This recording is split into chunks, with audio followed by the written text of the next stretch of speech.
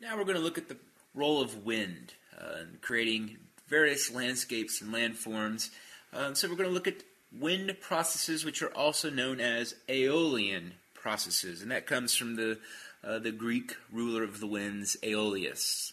So we're going to continue to look at, just like we did with fluvial processes, at erosion, transportation, and deposition. So once again, we've got this predictable pattern of weathering, which then leads to erosion, transportation, and deposition. This time we're focusing in on the work of wind or moving air. So we're going to see, once again, a lot of similarities with fluvial processes, but as far as its power, its might, nothing like what we see with water and ice. And so fluvial processes, glacial processes, those are going to be our big-time landform changers. However, as we'll showcase in the following slides and images, aeolian processes do leave their impact for sure as well. And so one of the things we're going to look at is why we see wind processes a little bit more prevalent, a little bit more as far as an influencer in arid areas, places that are quite dry. And this makes a lot of sense. Without vegetation, once again, vegetation, what it does is it holds sediment in, very much where we can think of it as grass, trees, whatever. When that vegetation is removed, it allows aeolian process to then move that sediment from one place to the next. And like I said, we're going to see a lot of similarities with fluvial processes when we look at the aeolian processes on the following images.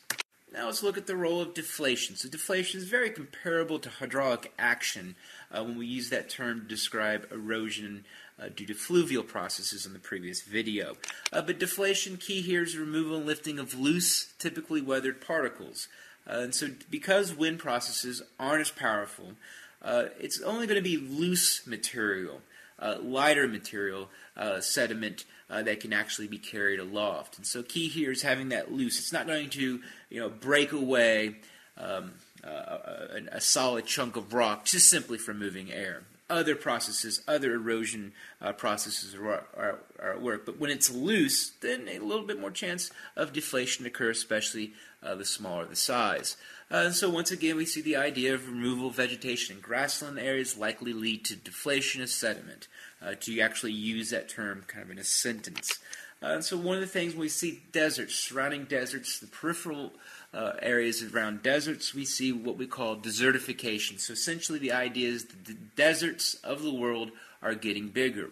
What's causing them to get bigger? Well, that key area that is the transition from desert to forest, typically we see a grassland area, i.e. tropical savanna.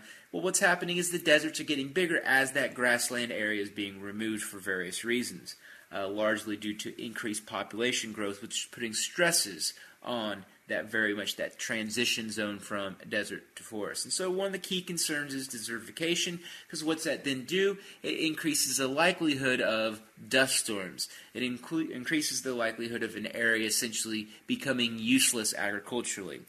So it's a term we're going to come back to in human impact on the environment lectures at the end of this course. Finally, to get a little bit more domestic application of this topic, and that's the role of off-road vehicles in Utah. And so Moab, Utah is a destination. It's a key destination for people to drive ATVs, four-wheelers, three-wheelers, whatever, out in the countryside.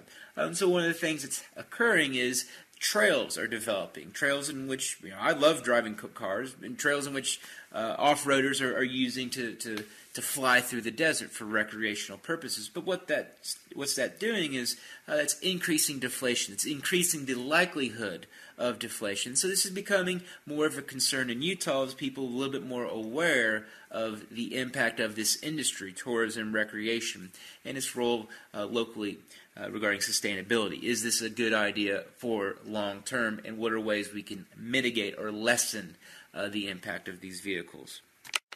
Here we see an area from southern Utah. So one of the things we look at this landscape, what created it? Why does it look the way it does? Why do we have the three stooges here that are kind of remaining over time? Well, first off, we have to understand that this whole area, what we see here, was at one time one massive slab of rock.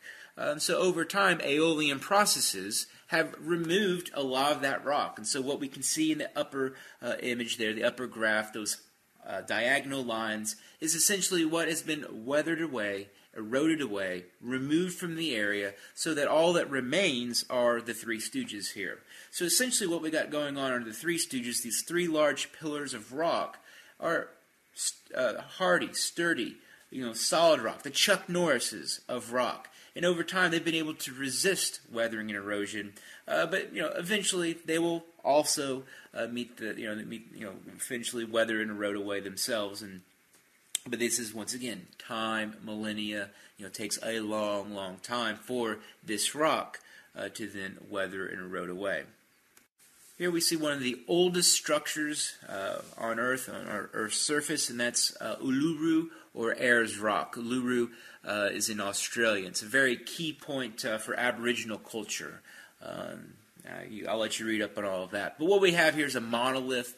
So essentially what this is just this chunk of rock that over time has been able to withstand weathering and erosion. If we kind of think about this image, the image on the following slide, the image on the previous slide, these are all in quite dry areas. And so once again, we're going to see these processes, aeolian processes, more at work in arid and dry areas like the outback in Australia. Here we have Devil's Tower, a massive structure somewhere out in California, Nevada, somewhere out there. But anyway, so here we've got this interesting structure. Well, what the heck has created this structure? It's this tall tower in which it almost has this flat top. If you look at the top, you could almost climb up to the top and, maybe, play some beanbags or cornhole up at the top. Well, legend would say that a big, massive bear tried to climb up to the top to chase these Indians and scraped away the sides of this mountain structure, whatever, and creating this very much this Devil's Tower. Not the case. The Devil's Tower is the size much bigger than just a bear, and so this is the Godzilla of bears. So this is not true as far as how it formed. Not the nails from a giant bear. Instead, this is how Devil's Tower formed. And so we can think back, western part of the United States, we're going to get some converging plates. So we're going to get more chances for volcanic eruptions, volcanic systems. Okay, we know that. Well, if we can go way back in time, what ended up happening was this area was this one huge chunk of rock. But over time, a magma plume started to come up through underground through the lithosphere and was almost poking through the surface.